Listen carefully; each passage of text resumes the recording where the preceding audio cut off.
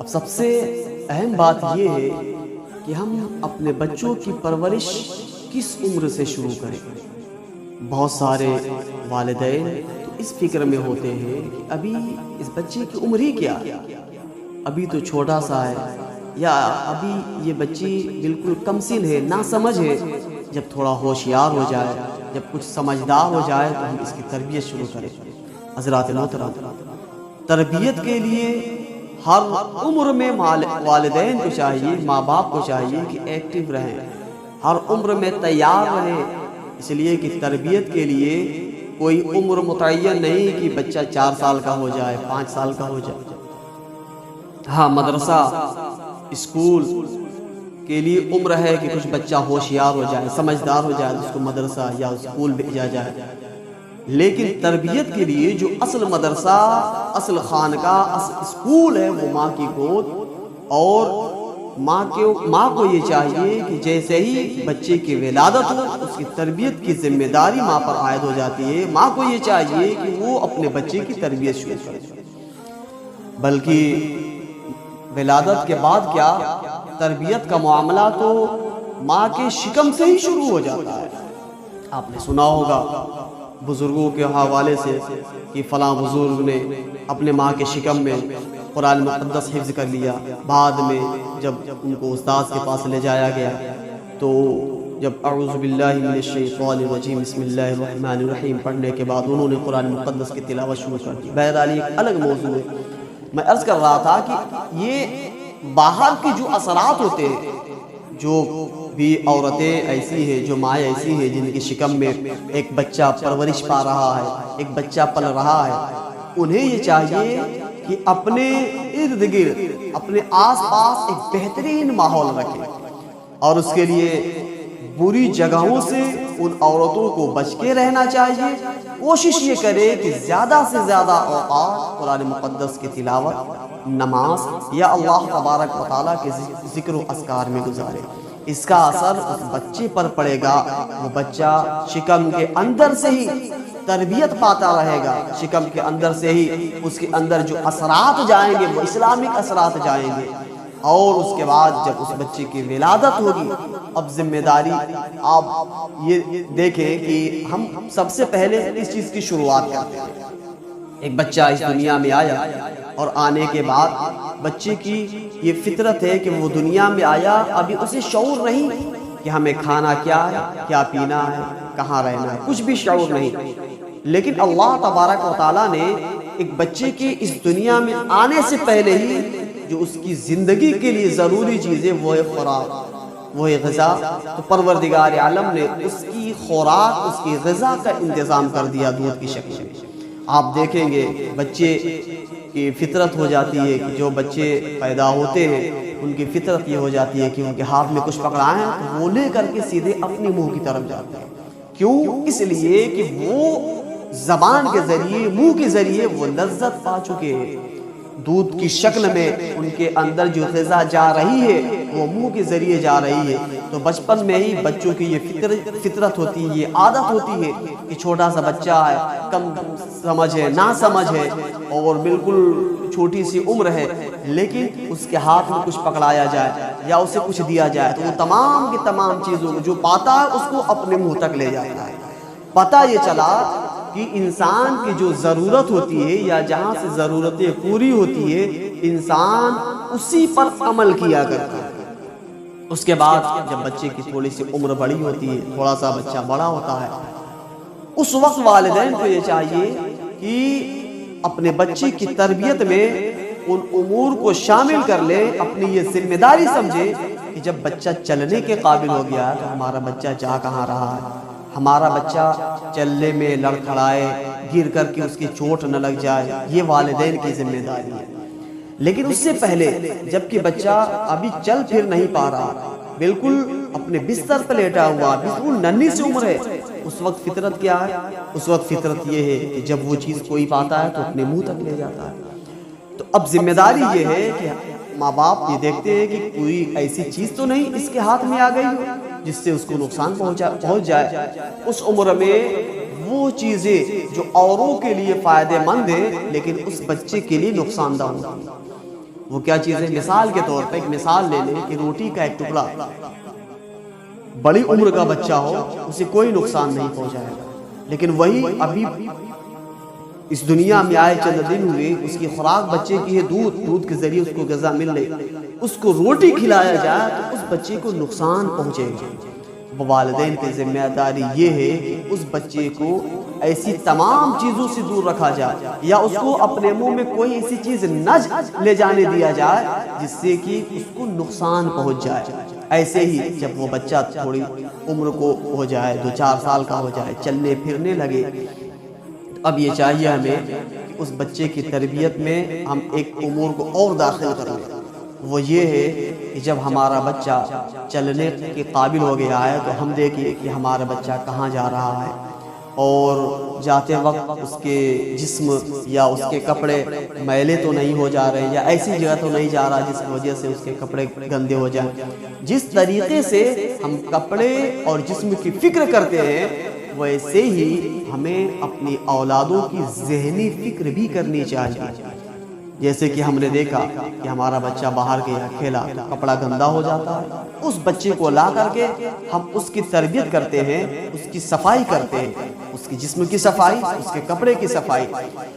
ساتھ ہی ساتھ ہمیں یہ بھی غور کرنا چاہیے کہ جس طریقے سے ہم اپنے بچے کی جسم کی صفائی، کپڑے کی صفائی بالکل تعینات ہو کر کے ذمہ داری کے ساتھ ہم کر رہے ہیں، ویسے ہی ہمارے بچے کے ذہن میں کوئی گندی چیز تو نہیں آئی۔ مثال کے طور پر ہمارا بچہ باہر گیا اور جانے کے بعد اور سارے بچوں سے ملا، تو کہیں میرا بیٹا باہر جانے کے بعد گالی جیسے برے کلمات کو سن کے تو نہیں آ رہا۔ ہمیں یہ فکر کرنی چاہیے کہ ہمارے بچے کے ذہن میں، ہمارے بچے کے دماغ میں کوئی برے الفاظ تو نہیں جا رہے ہیں۔ اگر ہم یہ ذمہ داری اپناتے ہیں، ہم اس ذمہ داری کو نبھاتے ہیں، تو اللہ تبارک و تعالیٰ کا ضرور فضل ہوگا اور ہمارے بچے ان بری چیزوں سے پاک رہیں گے۔ اس کے بعد ہم نے اب اس کے لباس کی تربیت کر لی، اس کے جسم کی تربیت کر لی، دیکھ بھال کر لی، اس کے فکر کی تربیت کی کہ اس کے دماغ میں کوئی ایسی چیز نہ جانے پائے جس سے اس کا اخلاق خراب ہو جائے، اس کی فکر میں کوئی ایسی بات نہ جانے پائے جس سے کہ اس کی فکر گندی ہو جائے، اس کی زبان پہ کوئی ایسے کلمات نہ آئیں جو اخلاق کے منافی ہوں، جو بہترین کردار کے منافی ہوں۔ ان تربیتوں کو دیکھتے ہوئے اب ہمیں بچوں کا خیال یہ کرنا چاہے کہ جب بچے تھوڑی اور عمر کو پہنچ جائیں تو ان کی تعلیم کا بھی نظم و نسق بہتر طریقے سے ان کی تعلیم کا انتظام کرنا چاہیے۔ اور یہ تمام کی تمام باتیں اس وقت کارآمد ہوں گی جب ہم اپنے گھر کا ماحول اچھا رکھیں گے، ہمارے گھر کا ماحول بہتر ہو، ہم اپنے گھر کے ماحول کو ایسا رکھیں کہ ہمارے بچوں کے کان تک کوئی ایسی بات یا ایسے الفاظ نہ جائیں جس کو وہ رٹنے لگے یا دہرانے لگے، جس کی وجہ سے اس کے اندر یہ نقص یا عیب پیدا ہو جائے۔ بسا اوقات ہم دیکھتے ہیں کہ بچوں کی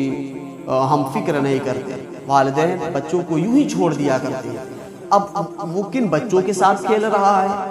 کیا بول رہا ہے، ہم اس کی فکر نہیں کرتے۔ بسا اوقات تو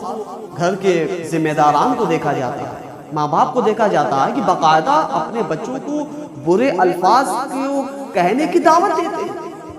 مثال کے طور پر کسی ننھے سے بچے نے، چھوٹے سے بچے نے جس کی ابھی زبان توتلی ہے، اس نے اپنے زبان سے اگر کسی کو برا کہا، کسی کو کچھ ایسا لفظ بولا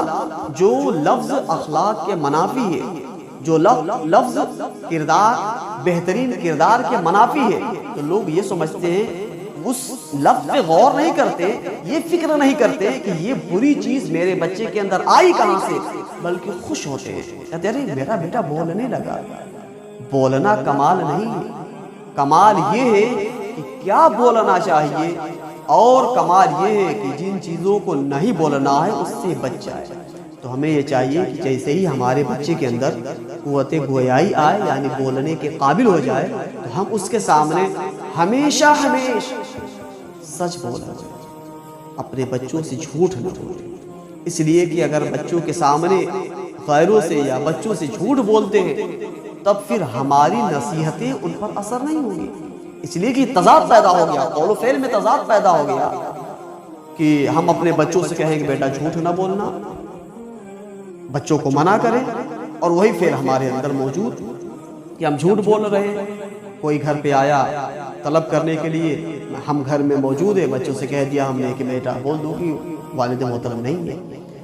تو ان افعال کے اثرات ایسے ہوتے ہیں کہ اب ہم لاکھ بار بچوں کو کہتے رہیں کہ بیٹا جھوٹ نہ بولنا، وہ ہمارے سامنے ڈر کے مارے یا شرم کے مارے نہ بولے، لیکن یہ باتیں اس کے اندر گھر کر جائیں گی، وہ ضرور بچہ جھوٹ بولے گا۔ ایسے ہی ہم ان باتوں کا بھی خیال کریں کہ ہم آپس میں اگر صاحب اولاد ہیں، اس بات کا ضرور خیال کریں کہ ہمارے گھر میں ننھے ننھے بچے ہیں، ہمارے اپنے بچے ہوں، خود کے بچے ہوں، آپس میں شوہر و بیوی بلا وجہ جھگڑا نہ کریں۔ آپس میں جھگڑے نہیں، اس لیے کہ آپس کے جھگڑنے کی وجہ سے بچوں کے دماغ میں برے اثرات پنپنے لگتے ہیں۔ والدین اگر آپس میں جھگڑتے ہیں، آپس میں لڑتے ہیں، تو ان لڑنے کی وجہ سے بچوں کے دماغ میں برے اثرات پیدا ہوتے ہیں، برے خیالات پیدا ہوتے ہیں، پھر ان کا اخلاق برباد ہوتا ہے، پھر ان کا کردار خراب ہوتا ہے۔ حضرات محترم، لازم و ضروری ہے جیسے ہم اپنے بچوں کی تعلیم کا انتظام کرتے ہیں، ساتھ ہی ساتھ ہم اس بات کا ضرور خیال کرتے رہیں کہ ہمارے بچوں کی صحبت کیسی ہے، ہمارے بچوں کی سنگت کیسی ہے، ہمارا بچہ کہاں جا رہا ہے، ہمارا بچہ کیا بول رہا ہے۔ آج کل لوگ سمجھتے ہیں کہ اپنے بچوں کو پڑھا لیا یہ کافی نہیں، مدرسے بھیج دینا، اسکول بھیج دینا، صرف پڑھائی کرا دینا، تعلیم دلا دینا، یہ ایک اچھا انسان بننے کے لیے کافی نہیں۔ ایک اچھا انسان بننے کے لیے یہ ضروری ہے کہ جو ہم تعلیم حاصل کر رہے ہیں اس پر عمل کریں، ساتھ ہی ساتھ ہمارے اندر وہ تمام جو اخلاق کو منزہ کرنے والی چیز، اخلاق کو بہتر بنانے والی چیزیں ہیں، وہ چیزیں ہمارے اندر پیدا ہوں۔ اس کے لیے والدین کو یہ چاہیے کہ اپنے اولاد کے سامنے، چھوٹے بچوں کے سامنے کوئی بھی ایسے افعال کو اپنی ذات سے سرزد نہ ہونے دے جو اخلاق کے منافی ہو۔ اس لیے کہ اگر ہم خود اس پر عمل نہیں کریں گے تو ہمارے بچوں کے اوپر ان باتوں کا اثر نہیں ہوگا۔ پروردگار عالم ہم تمام لوگوں کو، بالخصوص صاحب اولاد مسلمانوں کو، اپنے بچوں کی بہتر تربیت کے لیے خود کو بھی ان تمام امور سے آراستہ اور پاراستہ ہونے کی توفیق عطا فرمائے۔ اپنے اندر اسلامک شعور، اسلامک بیداری پیدا کرنے کی توفیق عطا فرمائے۔ جب ہم مضبوط ہوں گے، جب ہماری نمازیں درست ہوگی، تبھی ہم دوسروں کو نماز پڑھا سکتے ہیں۔